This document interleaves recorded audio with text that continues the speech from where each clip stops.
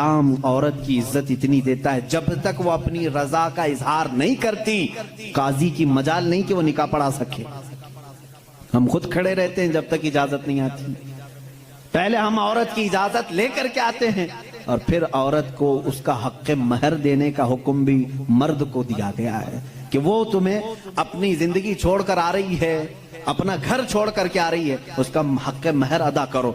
और लाने के बाद जानते हैं मेरे आका सल्लल्लाहु ताला अलैहि वसल्लम की तालीमात क्या है? अल्लाहु अकबर। हुजूर अकरम सल्लल्लाहु अलैहि वसल्लम ने ताकीद के साथ फरमाया है कि औरतों के साथ सख्ती ना करो। अपने आखिरी खुतबे में हुजूर ने अरफात के मैदान में ये बात तक फरमाई, औरतों के मामलात में अल्लाह से डरो, हद से ज्यादा ना बढ़ो, औरतों के साथ इतनी सख्ती ना करो। मारने को मना किया, कभी इनके चेहरे पर ना मारना, कभी इनके खानदान को ताना ना मारना, कभी इनको इतनी बुरी गाली ना देना कि दिल टूट जाए। ये तमाम अहकाम इस्लाम ने इसी औरत की इज्जत ही के लिए तो दिए हैं। और फिर जिस वक्त वो आए, बुजुर्गों ने ये रिवाज भी रखा है कि हम अपनी बेटियों को अपने घरों से कुरान पाक देकर के रुखसत करते हैं, कुरान के साथ उसे भेजते हैं। और घर लाने के बाद जानते हैं ये आला हज़रत रज़ियल्लाहु ताला अन्हु ने लिखा भी है। आला हज़रत फरमाते हैं जब नई दुल्हन घर में आए तो उसके पैरों का धोवन जो है वो अगर घर के चारों कोनों में डालो तो बरकत आए। वो आ रही है अपना रिस्क लेकर के आ रही है, अपना रिस्क लेकर के आ रही है। यहां तक हमारे लिए कहा गया, बल्कि दूल्हे को यह भी कहा गया, इसी ये बयान में सारी बातें नौजवानों को समझ में भी आ जाएंगी। निकाह की पहली रात उसे कहा गया कि तू अपने घर लाया है दुल्हन को, तो सबसे पहले उसके ही दुपट्टे को तू मुसल्ला बना और उस पर सजदा कर। ये हुक्म है। औरत की इज्जत ना होती तो हम मुसल्ला बनाते उसके दुपट्टे को। पहली रात कहा गया है। यह और बात है कि मालूमात नहीं है नौजवानों को कि शादी के बाद पहली रात, ये भी सीखने की जरूरत है। उलमा से तमाम चीजें पूछ लेना चाहिए जिसकी शादी हो रही है। दुल्हन आ रही है तो हम उसकी इज्जत ही के लिए तो ये तमाम काम कर रहे हैं। और उसके बाद हुक्म ये दिया गया कि सबसे पहले उसके साथ बातचीत की शुरुआत करने से पहले उसकी पेशानी पर हाथ रखकर अल्लाह की बारगाह में ये कहो, ऐ अल्लाह, इसके अंदर जितनी तूने अच्छाइयां रखी हैं वो सब अच्छाइयां मुझे अता कर दे, और जितनी इसके अंदर बुराइयां हैं उन तमाम बुराइयों से मुझे तू बचा दे। यहां से तू शुरुआत कर। जाहिर सी बात है, मैंने उस वक्त महसूस किया, चंद दिनों पहले एक नौजवान को तलकीन कर रहे थे, पेशानी पर जहां बाल उगते हैं वहां हाथ रख करके दुआ करना। तो उसने पूछा कि हजरत दुआ तो ऐसे ही कर सकते हैं, पेशानी पर क्या? मैं भी चौंक गया। इसको मैं बताऊं, मेरे एक उस्ताद से मैंने पूछा क्या ऐसा है कि अपनी दुल्हन की पेशानी पर हाथ रख करके इस तरह दुआ करना चाहिए? उन्होंने कहा हाँ है। दुआ तो कैसे भी करें, हाथ ना रखें और हाथ छोड़ें, हाथ उठाएं, सब दुआ अल्लाह सुनता है। लेकिन इसलिए पेशानी पर रख करके दुआ करने के लिए कहा गया कि वो आज अपने वालिदैन को छोड़ करके आई है, उसके वसीले से अल्लाह जल्दी दुआ कबूल करेगा। उसका दिल मगमूम है, वो गमगीन है, और गमज़दा लोगों के साथ मेरा मौला है। वो अपने वालिदैन को छोड़ करके तेरे घर आई है, वो मगमूम है, बहुत गमज़दा है। आज उसकी पेशानी पर हाथ रख करके दुआ करो। मेरा उसी दिन ये जहन समझ गया कि इस्लाम ने औरत को वो मकाम दिया है, वो इज्जत दी है। हमने उसको अपने जिस्मों को सुकून पहुंचाने वाला आला नहीं समझा, मशीन नहीं समझा, बल्कि हकीकी मुस्लिम वो है जो अपनी औरत की इज्जत भी करे। अस्सलाम वालेकुम नाज़रीन, कैसे हैं आप? मुझे उम्मीद है कि आप हज़रात खैरियत व आफ़ियत के साथ होंगे। दोस्तों आइए सबसे पहले शेर हिंदुस्तान हज़रत अल्लामा मौलाना मुफ्ती सलमान अज़हरी साहब क़िबला के ज़बानी हम बयानात को समाअत करते हैं। उसके बाद वीडियो के आखिर में हम बहुत ही अहम और चंद बातें आपसे करेंगे। पहले आप इस वीडियो को समाअत कीजिए, उसके बाद जो सबसे अहम मसला है वो आपके सामने शेयर करेंगे इंशाअल्लाह ताला। पहले आप इस सल्लल्लाहु ताला अलैहि वसल्लम ने जो फरामीन दिए हैं, अजीज़ान गिरामी वक़ात, ये निकाह के इस सिस्टम को भी मैं आपको बताऊं। कुछ तो वो हैं जो ये इस्लाम के खिलाफ भौंक रहे हैं कि औरतों के ऊपर जोर जबरदस्ती होती है इस्लाम में, और दूसरों की क्या बात करूं, हमारे हिंदुस्तान पर बैठा हुआ मैं क्या बताऊं, ये भी बड़ी औरतों की, हाँ पीड़ित महिलाएं हैं, मुस्लिम पीड़ित महिलाएं हैं जो खुद बीवी को छोड़ बैठा है। सारी मुस्लिम औरतें पीड़ित हैं। अल्लाह अकबर। वो खुद अपनी बीवी को देखने नहीं जा सका, जिंदगी खत्म होने आ गई, बाल सफेद हो गए। पीड़ित महिलाएं हैं मुसलमान। हाँ, अगर ए मुसलमानों कोई भी हम में से औरत पर जोर जबरदस्ती करता है, याद रखो मैं तुम्हें बताऊं कि कुरान की क़यामत के दिन अल्लाह जानवरों पर भी उठाए हुए हाथ का फैसला लेगा। तो औरत की बात तो दूर की है, मेरा अकीदा तो यह है। एक औरत ने बिल्ली को बांध रखा था, बुखारी शरीफ में है, वो मर गई बिल्ली, और वो औरत बहुत इबादत गुजार थी, लेकिन अल्लाह ताला ने फैसला फरमाया कि इस औरत को जहन्नम में डालो। मेरी एक मखलूक को बांध कर रखी इसने और वो मर गई। हमारा तो अकीदा यह है, तुम औरतों पर अगर जुल्म करते हो तो तुम जिम्मेदार हो, लेकिन इस्लाम नहीं। इस्लाम वो कामिल दीन है।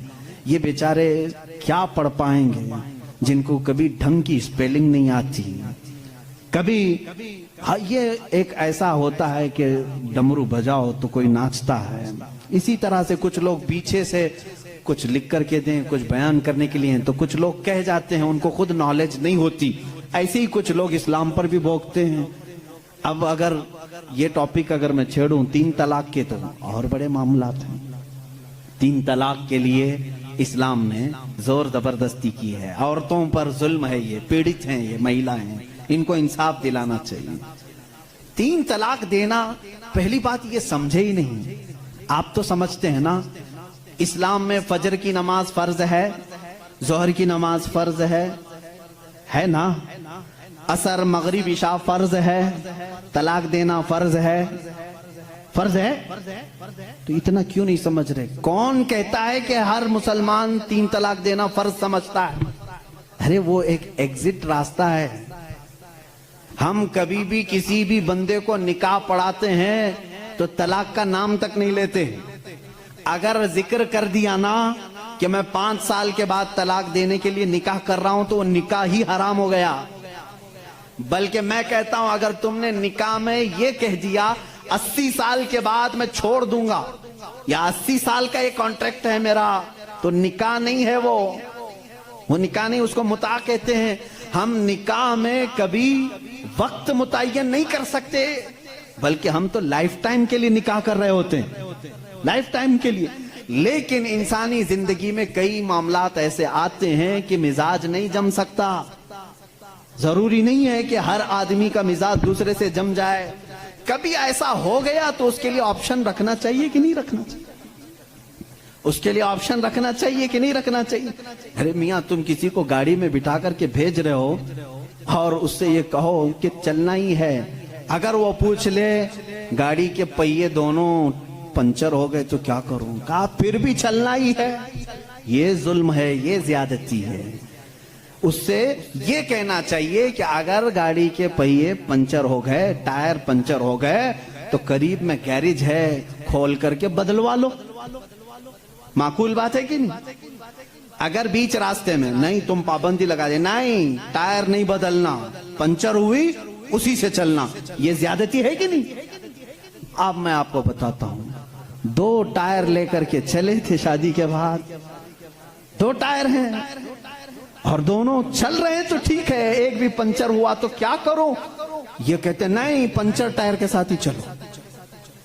अरे भाई, कहीं और गाड़ी गड्ढे में गिर जाएगी। हुक्म ये होना चाहिए कि अगर पंचर हो गया तो टायर चेंज कर सकते हो, तुम्हारे लिए ऑप्शन होना चाहिए। बस इस्लाम का तकाजा सिर्फ इतना ही है कि अगर किसी की जिंदगी में अनबन हो गई, नहीं बन पाई, तो उसके लिए एक ऑप्शन है कि औरत को वो भी एक साथ 3 तलाक नहीं, उसको हराम करार दिया गया है। शरीयत में एक वक्त में 3 तलाक दे देना हराम है। मैं इसका बबांगे दोहल आज ऐलान करता हूं, अगर कोई एक ही साथ अपनी औरत को तलाक तलाक तलाक इस तरह 3 बार कह देता है तो उसने हराम काम किया, गुनाह किया, नाजायज काम किया है। अगर छोड़ना भी है तो उसको इस्लाम ने तरीका बताया है। एक बार पहले बोलो, 1 महीने का टाइम दो, 1 महीने में भी फिर नहीं बनी तो दूसरी मर्तबा फिर एक बोलो और 1 महीना छोड़ दो। 2 महीने का टाइम गुजर गया, अब फिर भी नहीं बन पा रही, तब फिर सबको बिठा करके कह दो हमने 2 मर्तबा देख लिया, अब हमारी जिंदगी आगे चल नहीं पाती, तीसरी मर्तबा। तो मेरे प्यारे नाजरीन, आपने पूरा वीडियो देखा। वीडियो देखने के बाद आपको पूरी बात समझ में आ गई होगी। शेर हिंदुस्तान हज़रत अल्लामा मौलाना मुफ्ती सलमान अज़हरी साहब क़िबला ने आपको बिल्कुल शुरू से लेकर आखिर तक जो बात समझाई है आप उस पर अमल करें। और जो एक अहम मसला है जिसकी वजह से आप इस वीडियो के अंदर आए हैं, मैं आपको वो मसला भी बता देता हूँ। बहुत सारे लोग सवाल करते हैं कि हज़रत, अगर शादी की पहली रात बीवी के शर्मगाह से अगर खून ना निकले तो वो बीवी पाक दामन नहीं है, वो औरत पाक दामन नहीं है, उनका संबंध किसी गैर मर्दों के साथ था। तो मेरे भाई ऐसा नहीं है, ये बात तो अदब के ख़िलाफ़ है, लेकिन एक समझने समझाने के लिए जो आप लोगों के दिमाग में जो कन्फ्यूज़न है, मैं उनको दूर करने के लिए मैं आपको ये बात बता देता हूँ। ऐसी कोई बात नहीं है मेरे भाई। मेरे आका मौला सल्लल्लाहु अलैहि वसल्लम के ज़माने में लोग कसरत से खजूर खाते थे, तो उस वक्त की बात अलग थी। आज के डेट में आज की लड़कियां साइकिल चलाती है, भारी भरकम बोझ उठाती है, या बहुत सारी बातें ऐसी है। पहले की ग़ज़ा अलग होती थी, आज के खाना अलग है, तो उसमें फ़र्क है, जिसकी वजह से पहले के औरतों के पर्दे जो होते थे नहीं फटते थे, लेकिन आज आसानी से पर्दे फट जाते हैं औरतों के। तो आप बिल्कुल ऐसा न सोचें इसकी संबंध किसी और लड़कों के साथ थी जिसकी वजह से इनका पर्दा फट गया या फिर खून नहीं निकल आया। ये कोई ऐसा नहीं है, कोई हदीस में भी नहीं मिलता है कि अगर खून ना निकले तो उसको छोड़ दिया जाए, फिर उसके साथ न रहा जाए। मेरे भाई ऐसे काम आप न करें। बाकी आपका इस वीडियो के बारे में क्या राय है, अपनी राय हमें नीचे कमेंट बॉक्स में ज़रूर बताएं। अगर आपको वीडियो पसंद आया हो और आप इसी तरह के वीडियोस देखना चाहते हैं और भी, तो आप इस चैनल को सब्सक्राइब ज़रूर कर लीजिए। AL बंदगी के अंदर आपको दीन और दुनिया से रिलेटेड हर वीडियोज़ मिल जाएंगे, इसलिए आप इस चैनल को सब्सक्राइब करके ज़रूर रखें। बाकी दोस्तों, हम मिलते हैं फिर किसी नए वीडियोज़ के